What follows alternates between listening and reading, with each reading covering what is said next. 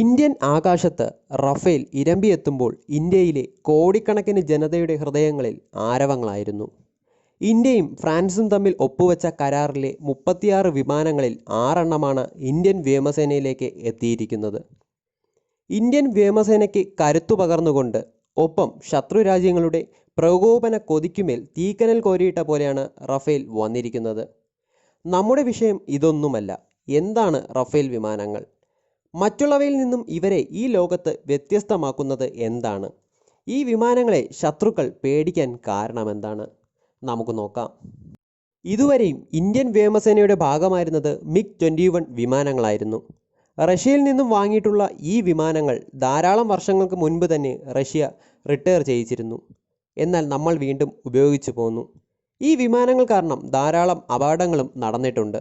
നമ്മുടെ ധാരാളം സൈനികരും ഈ വിമാനങ്ങളുടെ അപകടങ്ങൾ കാരണം കൊല്ലപ്പെട്ടിട്ടുമുണ്ട്.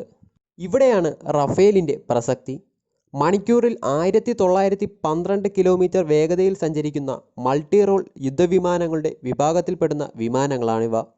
ഏകദേശം 670 കോടി വില വരുന്ന റഫേൽ വിമാനം ഫ്രഞ്ച് നിർമ്മിതമാണ്.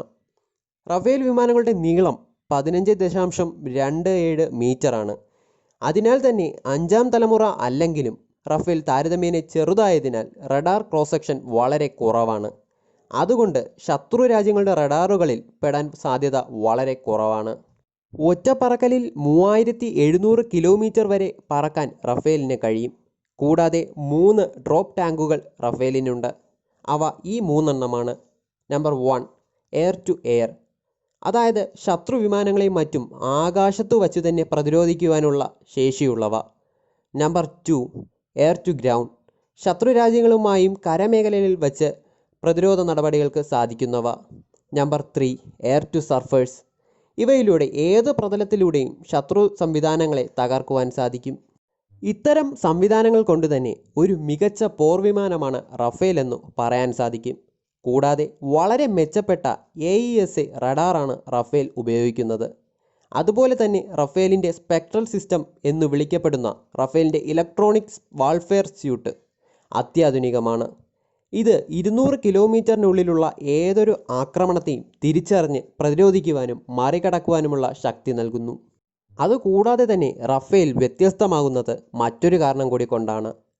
ചൈന റഷ്യൻ വിമാനങ്ങൾ ഉപയോഗിക്കുന്നത് കൊണ്ട് തന്നെ അത്തരം വിമാനങ്ങളുടെ സാങ്കേതിക വശങ്ങൾ എല്ലാം അവർക്ക് അറിയാം. എന്നാൽ റഫേൽ ഒരു ഫ്രഞ്ച് നിർമ്മിത വിമാനമായതുകൊണ്ടും ഫ്രഞ്ച് നിർമ്മിത വിമാനങ്ങൾ ചൈന വാങ്ങില്ല എന്നതുകൊണ്ടും തന്നെ നമ്മുടെ ഇന്ത്യൻ വ്യോമസേനയ്ക്ക് അതൊരു അനുകൂലനമാണ്. കൂടാതെ മിറാഷ് യുദ്ധവിമാനങ്ങൾ നമ്മുടെ വ്യോമസേന ഉപയോഗിക്കുന്നത് കൊണ്ട് തന്നെ നമ്മുടെ പൈലറ്റുമാർക്ക് ഫ്രഞ്ച് വിമാനങ്ങൾ പറത്തി പരിജ്ഞാനവുമുണ്ട്. രാത്രിയും പകലും ഒരുപോലെ ആക്രമണശേഷിയുള്ള യുദ്ധവിമാനമാണ് റഫേൽ. അതുകൊണ്ട് തന്നെ ഏതു ഘട്ടത്തിലും ഒരു പ്രതിരോധ മാർഗം കൂടിയാണ് റഫേൽ വിമാനങ്ങൾ. മുൻപ് പല ഘട്ടങ്ങളിലും ഇന്ത്യക്ക് ആയുധങ്ങൾ നൽകി പോന്നവരാണ് ഫ്രാൻസ്. അതിനാൽ തന്നെ വിശ്വാസയോഗ്യരുമാണ്. ധാരാളം മിസൈലുകളും ബോംബുകളും വഹിക്കുന്ന റഫേൽ കര വ്യോമ ആക്രമണങ്ങൾക്കും കപ്പൽവേധ ആക്രമണങ്ങൾക്കും ആണവ ആക്രമണങ്ങൾക്കുമായും ഉപയോഗിക്കുവാൻ സാധിക്കും. ആയതിനാൽ തന്നെ ഈ വിമാനങ്ങളെ ഒമ്നിറോൾ കോമ്പാക്റ്റ് എയർക്രാഫ്റ്റ് എന്നും വിശേഷിപ്പിക്കുന്നു.